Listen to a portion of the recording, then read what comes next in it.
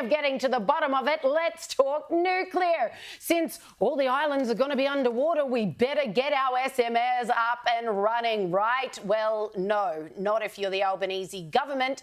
But check out this article. Revealed countries with cheap nuclear power. Oh, if only we could be one of those.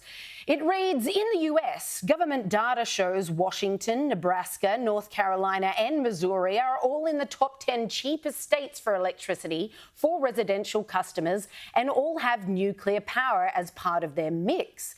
Conversely, some of the states with the most expensive electricity, Rhode Island, Alaska, Massachusetts and Hawaii, do not have nuclear power. Check out this graph of all the countries benefiting from incredible nuclear power. I've said it before, I'll say it again. This is the golden standard of power. It is affordable, it is reliable, and unlike coal, which also checks those two boxes very thoroughly, it is green. It is completely emissions free. We have absolutely no excuse not to implement it here, and yet Australia still has the international embarrassment of being the only G20 country with a moratorium on nuclear energy. I mean, this got embarrassing a very long time ago. It generates over 10% of the entire world's power. This is not some backwater, so risky technology anymore.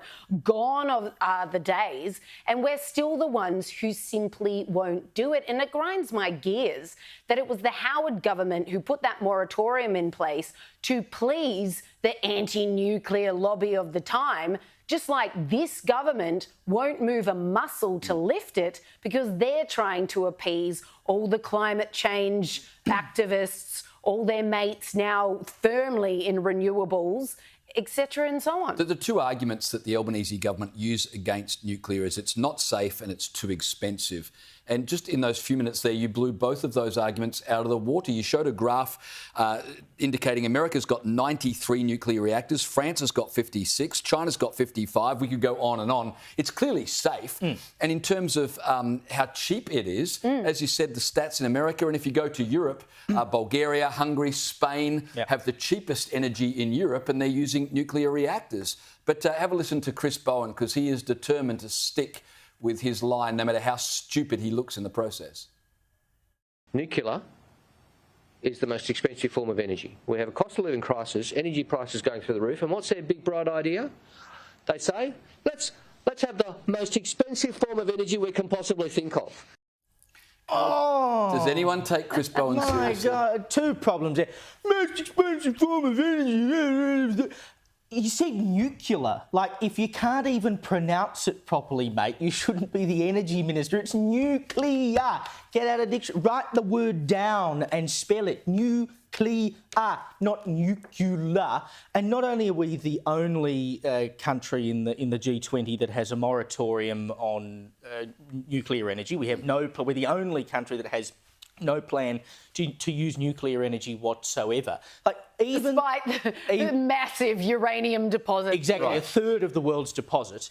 Even the greenies at COP28 in December last year came together. All of our allies, I mean, France, the US, etc., Canada got on board, said that we need to triple our use of nuclear energy by 2050 in order to meet net zero emissions targets. I mean, even the loony greenies at COP28 say that we need to go down the nuclear road and we can't countenance it. And it's interesting, looking at those US states that have the cheapest power, all the ones that have a high concentration of nuclear energy, which state in Australia do you think has the highest power prices? Have a guess. Isn't it South Australia? It is South Australia. You know why it's South Australia?